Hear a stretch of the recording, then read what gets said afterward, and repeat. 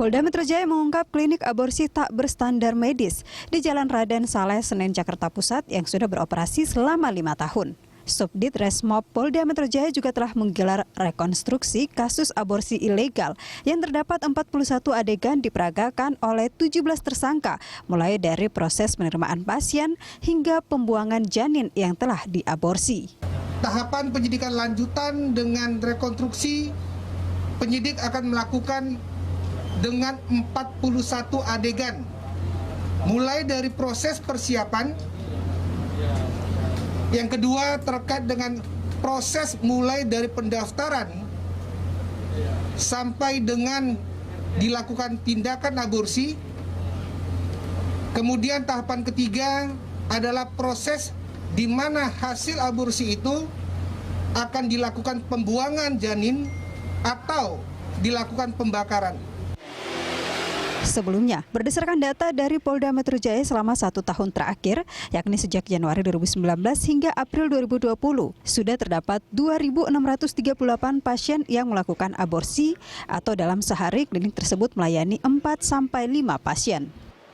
Adapun biaya aborsi yang ditetapkan sesuai tingkat usia kandungan yang terbagi dalam 4 kelompok, yakni mulai dari usia kandungan 6-7 minggu dengan harga 1,5 juta rupiah hingga usia kandungan 15-20 minggu dengan harga di kisaran 7 hingga 9 juta rupiah. Ironisnya, klinik aborsi ilegal itu tidak hanya melayani pasien aborsi saja, melainkan membuka layanan yang berkaitan dengan kandungan. Pemirsa, salah satu klinik praktik aborsi ilegal di kawasan Raden Saleh, Jakarta Pusat yang telah beroperasi selama 5 tahun dibongkar oleh polisi. Sebelumnya bisnis penanganan kandungan ilegal ini masih kerap bermunculan meski telah dibongkar berulang kali oleh kepolisian.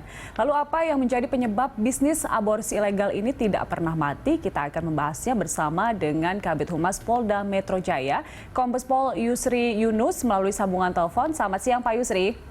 Selamat siang, Mbak. Iya, dan juga saat ini kita telah tersambung dengan Ketua Perkumpulan Obstetri dan Ginekologi Indonesia, Dr. Ari Kusuma melalui sambungan Zoom. Selamat siang, Dr. Ari. Selamat siang, Mbak. Iya, kita ke Pak Yusri dulu. Kita pengen tahu mengapa ini sudah 5 tahun beroperasi klinik yang di Raden Saleh yang baru dibongkar oleh polisi, tapi baru sekarang bisa diungkap gitu, Pak. Terima kasih. Jadi selamat siang, Mbak ya. Memang klinik ini sebenarnya bukan klinik, ini mereka beroperasi sebagai dokter untuk ini pemeriksaan kandungan ya maksudnya. Berawal dari adanya pengungkapan kasus yang kita ungkap kemarin, kalau masih ingat ya, ada pembunuhan Taiwan kemarin. Kemudian salah satu otak pembunuhannya adalah seorang wanita yang merupakan juga kekasih gelap daripada korban atau orang warga negara Taiwan tersebut, yang pada saat itu memang dia mengaku dia hamil, kemudian menggugurkan kandungan di salah satu klinik ya yang ada di Jalan Raden Saleh. Kemudian itulah kemudian dilakukan penyelidikan dan kita berhasil mengungkap memang pada saat petugas datang atau penyidik datang ke sana sedang berlangsung aborsi atau tindakan aborsi yang dilakukan oleh klinik tersebut. Itu yang kita mengamankan 17 tersangka. Memang sudah setelah pemeriksaan sudah sekitar 5 tahun beroperasi klinik itu, tetapi yang berhasil kita dapat fakta yang ada yang kita temukan adalah daftar mulai Januari 2019 sampai dengan April 2020 yang sudah dilakukan tindakan aborsi secara ilegal itu sekitar 2.638 janin atau tindakan aborsi yang dilakukan. Begitu, Mbak. Ada tenaga medis yang terlibat, Pak Yusri? Dari 17 tersangka memang ada 3 tenaga medis dokter, kemudian juga ada perannya masing-masing. Ya, ada perawat, ada bidan, juga ada calonya, ada juga yang sebagai pengantarnya, ada yang sebagai resepsionisnya atau yang mendaftar, kemudian juga pelaku yang melakukan aborsi, kemudian pasangannya, dan juga ada tantenya yang mengantar ke sana untuk melakukan aborsi. Baik, dari penyelidikan sejauh ini, Pak Yusri, bagaimana cara kerja dari klinik ini? Pentahapannya ya, mungkin kalau kita masih ingat kemarin yang bulan 3 awal tahun lalu, awal tahun ini ada 903 janin yang di Paseban, klinik Paseban yang memang tidak terdaftar sama sekali. Itu klinik gelap, tidak memiliki plang sama sekali. Pelakunya adalah seorang dokter A yang juga residivis pada saat itu. Kenapa dia tidak berwenang? Karena memang sudah dicabut izinnya oleh ID. kemudian dia memasarkan melalui media sosial. Nah, kalau ini memang tidak, ini memang tempat praktek dokter, ya, praktek dokter yang memang legal, berizin, tetapi dia salah gunakan, dia lakukan satu perbuatan untuk melakukan aborsi di situ, sehingga bisa menyamarkan lah. Intinya bahwa ada orang Praktek setiap apa? hari itu banyak praktek untuk kandungan, Pak, untuk pemeriksaan kandungan orang-orang hamil, ibu hamil. Baik, Pak. Jadi memang ya.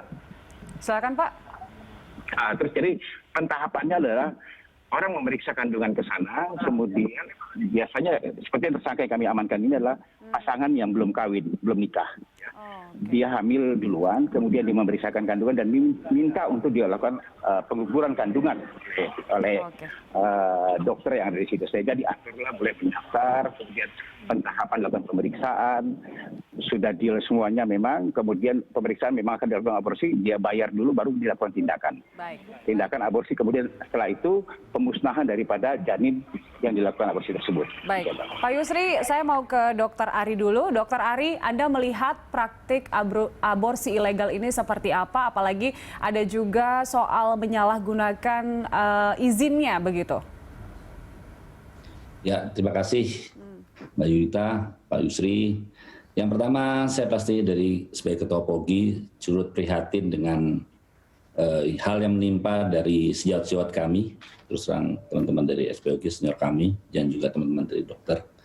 Yang pasti memang kejadian-kejadian ini, kita ngomong klinik aborsi, sebetulnya kan klinik itu adanya memang klinik pratama dan utama. Klinik aborsi ini kan sebenarnya istilah yang disampaikan karena di situ banyak dilakukan suatu tindakan aborsi. Sehingga hal ini sebetulnya bisa terjadi karena salah satunya karena pengawasan. Ya memang kita akui pengawasan-pengawasan yang dilakukan baik dari kami sebagai organisasi profesi terhadap anggota-anggota kami itu juga tidak mudah, ya tidak mudah. Namun kita tahu sebetulnya dalam hal ini juga bisa tidak terjadi apabila ada pengawasan dari semua pihak, salah satunya dari pemerintah. Di mana kita tahu klinik ini terjadi kan sebetulnya juga ada izin dari pemerintah daerah, artinya dalam hal ini dinas kesehatan. Nah ini hal yang penting untuk kita berkolaborasi. Jadi kami tentang SDM-nya mungkin dari ID dengan himpunan kami dari POGI. Namun untuk kliniknya sendiri, penggunaannya sendiri, peranan dinas kesehatan juga penting gitu. Artinya inilah pentingnya kami dari profesi bersama-sama dinas kesehatan, ya. Jadi supaya hal ini tidak berlarut-larut. Kalau berlarut-larut kan ya tadi Pak Yusri dan teman-teman akhirnya yang hadir kan dalam hal ini. Dokter Ari, menurut Anda kenapa sih dokter kandungan itu tergoda untuk melakukan ini? Karena untuk penindakan hukum juga kan sudah dilakukan, tapi tidak ada efek jera. Ternyata dokter masih ada aja yang melakukan aborsi ilegal. Jadi begini Mbak, sebetulnya kan aborsi itu adalah upaya pengeluaran hasil konsepsi dari dalam rahim yang sebelum dia dapat hidup di luar, dan semua aborsi ini dapat juga dilakukan. Sebetulnya di Undang-Undang Kesehatan kami itu ada hal-hal yang memperbolehkan hal ini dilakukan, yang katanya berdasarkan adanya kedaruratan medis maupun dalam hal kasus-kasus perkosaan. Intinya memang harus ada indikasi medis. Ya, kedaruratan medis itu adalah di mana dalam hal ini tindakannya yang mengancam di mana kehamilan itu mengancam dari nyawa dari ibu maupun janin. Itu juga harus dipertimbangkan.